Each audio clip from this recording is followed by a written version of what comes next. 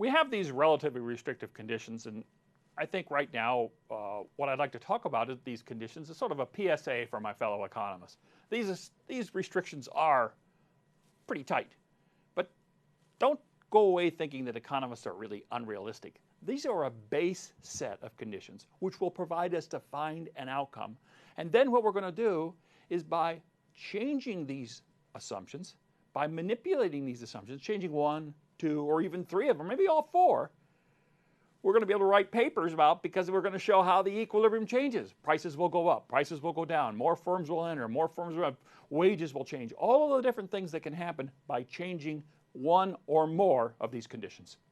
I am an applied microeconomist, and microeconomists, basically what they do is they modify these assumptions. So for example, number one, what happens if we have a market that looks fine for conditions 2, 3, and 4, but you happen to have one large buyer, or you happen to have multiple sellers that are kind of big? Outcome could be wildly different. Look at number 2. You could have everything else, 1, 3, and 4 hold, but number 2, differentiated products. Think about ready-to-eat cereal. Where do you buy cereal? You say, well, Larry, I buy it at the grocery store. But it's a little bit more, I need to get a little bit more detail. It's not just the grocery store. You buy it at the cereal aisle of the grocery store. Now we're starting to get a little bit dicey here, because now the market for this product is on one aisle in the grocery store. And that aisle has a finite amount of space. And so what happens is you have people economists who spend their whole career as sort of differentiated product economists. They sort of talk about these types of markets and the outcome.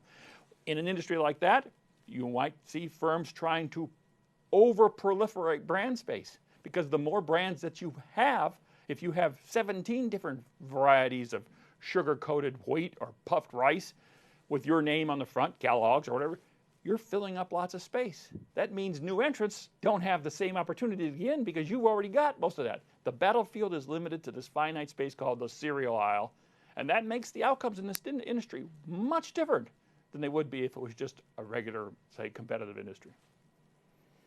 Free entry and exit, well, we've already talked about how you can have these types of barriers to entry type things, whether they're legal or a firm, and we'll talk about this later, may have just acquired access to a very key natural resource that might make them be the only game in town. And finally, perfect information. Perfect information is really one of the more crucial assumptions here. And in fact, there's basically a whole branch of economics now called information economics, because there's lots of information problems in markets. If you don't have good information, you sometimes can see different outcomes. So for example, if you were to step outside of the Smithsonian, if you go to Washington, D.C., one of the most heavily visited museums is the Air and Space Museum. It's on the mall of the Smithsonian there in Washington, D.C. If you stepped out and looked out, there's going to be these little stands selling souvenirs. And they're basically going to sell these little plastic replicas of the Washington Monument or the Lincoln Memorial and all these sorts of things. If you were actually to go through, and economists have done this, and look at the prices across there, most of the prices are right at rock bottom. But some of them are remarkably high.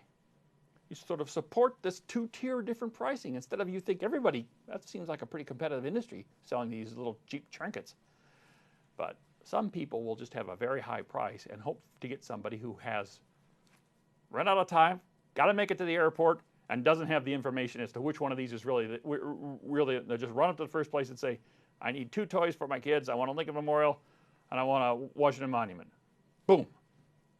Guy ends up paying $25 for it. Finds out later when it starts thinking about it at the plane. What?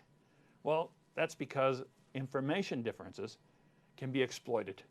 Asymmetric information in those situations can end up causing two different prices of market. Those who really compete for the people who do take the time to shop and look across the stands, and they're all going to be pretty much the same price. And those who just say, well, I'm only going to sell 2 a day, but I'm going to make a killing on those 2. Somebody walks by and gets it.